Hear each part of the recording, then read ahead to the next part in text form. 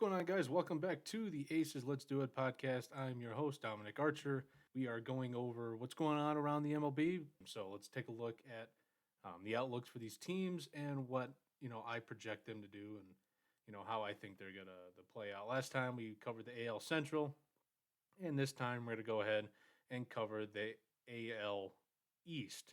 Just a recap of last episode. I thought the Guardians were gonna be a little bit better than their projections. They came out around 88 wins, I believe, and Zips has got them at around 83. And then I pretty much agreed with everybody else. So let's go ahead and knock this out. They've got the Yankees winning the division. I think most people are going to go ahead and say that the Yankees are going to run rampant through the AL East. However, the Toronto Blue Jays come in right behind them. Zips has got the Yankees at 89 wins and the Blue Jays at 88. So when it comes to the Yankees, obviously Aaron Judge is probably the best player in baseball. At least he was last year. Take a look at his F4, 11.4. Obviously, with the home runs he had last year, broke Roger Maris's record. And all in all, I mean, the guy, he should have won the MVP, no doubt. Signed a huge extension. Could he come out and slump? He could, no doubt, but I don't think he will. And he didn't show any signs of slowing down last year. And then when it comes to the rotation, by F4, Nestor Cortez was their best pitcher. Right behind him was Garrett Cole, so pretty solidable 1-2 punch coming back from last year. And then they bring in Carlos Rodon. He's really good. I saw him with the White Sox. You saw that the talent was there. It just, can he stay on the field? And that's been a big question for him over the last couple of seasons. But last year, he was able to turn in 31 starts. In the year prior to that, he had 24, and he's had a 2.37 ERA in 2021, and then a 2.28 this past season. They brought him in, obviously, to solidify their rotation, and he's pretty good. That's a pretty good 1-2-3 when you go Garrett, Rendon, and then Nestor Cortez. And, they have like a really good minor league system as well. They come in ranked 12th in all of baseball, and obviously Anthony Volpe, number 5 prospect in baseball, shortstop, has all the tools you want. Young player who the sky is the limit for. He is a right-handed guy, 21 years old, 180 pounds. He's got a 60 hit tool, a 60 power tool, and just an overall 60 grade as well. Last season down in the minor leagues, he split time between AA and AAA, had an 802 OPS in 132 games, and also was able to manage to slap 21 home runs and 35 doubles. So you know that he has a ton of potential. We could see him at the big league level sooner rather than later. And I do agree with Zips on this one. I do think that the Yankees will be at the top of their division, at least contending for it. I think they can get over 90 wins. Talked about in the last video how I don't necessarily think that Zips over projects. I think they, in fact, under project on a lot of guys, especially when it comes to win totals. I think that the Yankees can get 95 wins. DJ LeMahieu is a great player. Aaron Judge is a good player. When Giancarlo Stanton is on, he's a great player. They have a good starting rotation and a lot of good young players in the minor leagues, too. So I think the Yankees, they're poised to have a pretty big season. And then right behind them are the Blue Jays. And the Blue Jays, what can we say? They've got some of the best and brightest young stars in baseball with Bo Bichette, who led them in F4 last year with 4.5. Vladimir Guerrero Jr., who is probably going to be an MVP candidate for years to come. They have a really nice starting rotation with Gausman and Manoah and a couple of other guys down in minor leagues who come up and do some good things. Their number 1 prospect is Ricky Tiedemann, a left-handed pitcher, number 32 overall in baseball. When you talk about left-handed pitching, you can never have too much of it. Everybody's looking for a good left-hander. And this guy, he's 20 years old, 6'4", 220, has a 65 graded fastball, a 70 grade changeup. They're really looking forward to this guy come up to the big league. Spent his first full season in the minor leagues last year and was just a really good player. He was 3rd round pick in 2021. And between 18 games between A, high A, and double A, 78 innings and had a 2.17 ERA with 117 strikeouts. Again, the guy only pitched 78 innings. Can he possibly come up to the big leagues this year? Maybe. At 20 years old and as a left-handed pitcher, if he's just dominating the minor leagues, I could see it. Um, and the Blue Jays are going to need all the help they can get in terms of just competing with the Yankees. It's always the big thing. Can you beat the Yankees in that AL East? And over the last couple of years, no one's really been able to, and it's shown. And the only team really to do it has been the Rays, and they're going to come in third place according to Zips. They've got 86 wins, which I do agree with, and don't know if I mentioned it, but they had the Blue Jays coming in at 88 wins. I think they're a 90-win ball club, but when you play with the Yankees and the Rays, who I think are both really good squads, you're gonna have to fight every inch for every one of those wins, and I think they can do it. But going back to the Rays, they're projected to have 86 wins. Anywhere between 85 and 88 wins is where I think they are. I know there's some concern on whether or not they're going to be trading away Tyler Glasnow. Those rumors kind of started at the beginning of the offseason, but they've kind of subsided as of late. But, I mean, what can you say about the Rays? When you talk about a team who is in a small market, is unable to really go out and get some high-level free agents and has to build from within. I mean, I don't think we've ever seen a team do it better than the Rays. Joe Madden was able to construct some pretty good lineups back in the day, and now Cash has done phenomenal with what he's been given. And really, I mean, when you think about it, yeah, they've had some top prospects, but they also brought in guys like Yandy Diaz and Corey Kluber, who have played very well for the squad. Kluber obviously has had a long big league career, and last season had a 3 pitching WAR. And they're able just to find players and plug them in and just let them go to work. Last year, Yandy Diaz led him in WAR, 3.8, and then Shane McClanahan, who really burst on the season last year, led them in pitching WAR. And it always seems as if the Rays have some talented young pitching in the minor leagues. In this season, Shane McClanahan gets his first All-Star nod, 166 innings, 2.54 ERA, and 28 starts, an ERA plus of 142. This is a guy who's going to be at the top end of the rotation for years to come, and somebody that they can really look forward to, and hopefully for their sake can stick around, because obviously we talk about small market, they have to ship out players left and right. A guy that didn't pitch a whole lot last year, Tyler Glasnow, two games, 6 2/3 innings. He's trying to look back from injury, and when he's been healthy, he's been dominant. 2021 in 14 starts, 2.66 ERA. But 14 starts, he's only had one season where he's pitched over 30 games, and that was in a relief role in 2018.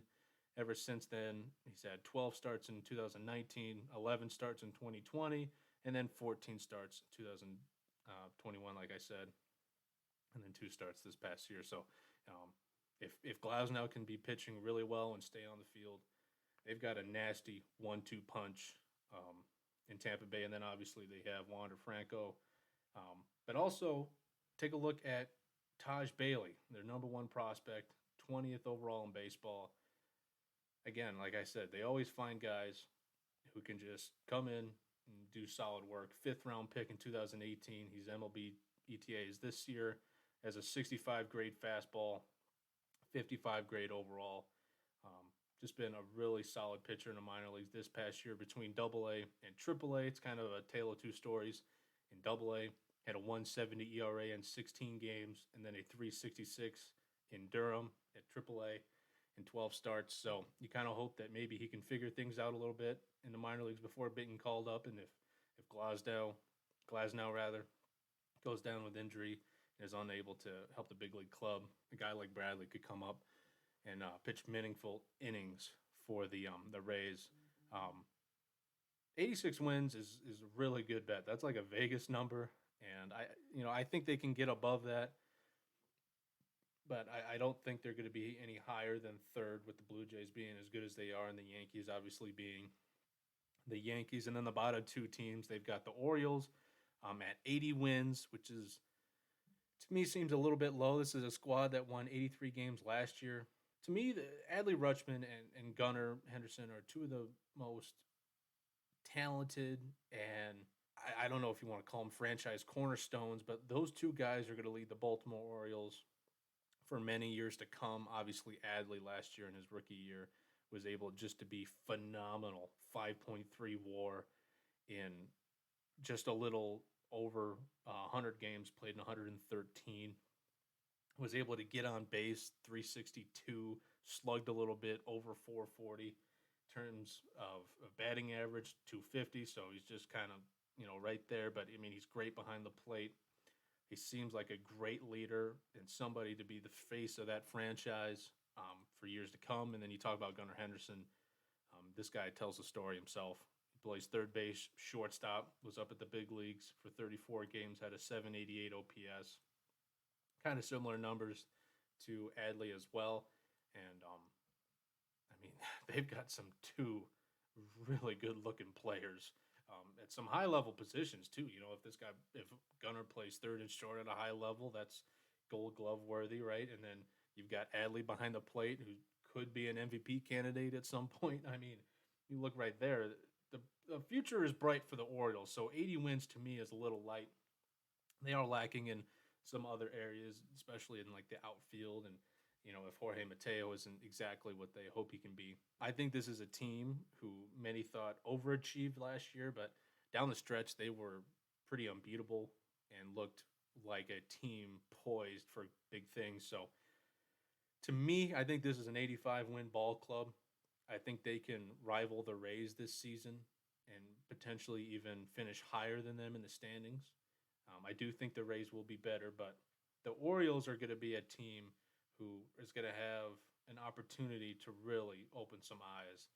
And, we might be talking about them 3-4 years from now being a real contender in that AL East, especially if the Yankees don't get any younger. I mean, Judge obviously is Judge, but Giancarlo Stanton's getting older, Cole's getting older, and DJ LeMahieu obviously. So we will see with the Baltimore Orioles. And, they have the number one farm system in baseball. So they're just going to keep churning out these just awesome prospects. They have Grayson Rodriguez and D.L. Hall and, just to name a few guys. So the Baltimore Orioles are definitely on the up and up. And then rounding out the AL East is the Boston Red Sox. We're gonna find out what they're made of. Last year Xander Bogaerts led them in WAR 6.1, but now he's with San Diego, and Rafael Devers was second, 4.9, and they just locked him up to avoid arbitration. We'll see if they trade him. I know that there was some teams looking at him, but Boston doesn't seem like they want to move on from him.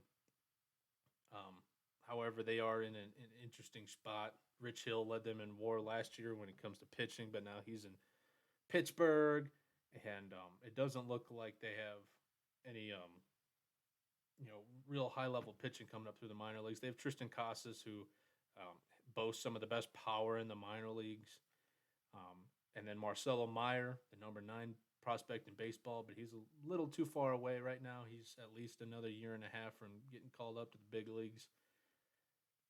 This is a team that just a few years ago was in contention, but just had an awful collapse towards the end of last season. It just wasn't able to figure things out in time, and just kind of fell off. And then the Baltimore Orioles were able to take them over, and now I think the Boston Red Sox are in a pretty dire need of figuring out who they want to be. Do they want to try and maybe make a run at the the playoffs this year? But we'll see. Zips has them at 79, and last year they won 78 and missed playoffs.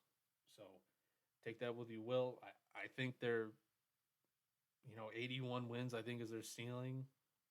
There's just, outside of Devers, really, there's no really nice young pieces that you look at and go, yeah, these are cornerstone guys. Trevor Story's a good player. He'll probably move over to shortstop. Like I said, they have Tristan Casas. But overall, the Boston Red Sox are are not looking good. Um, it'll be an interesting year, and Christian Vasquez is also gone too.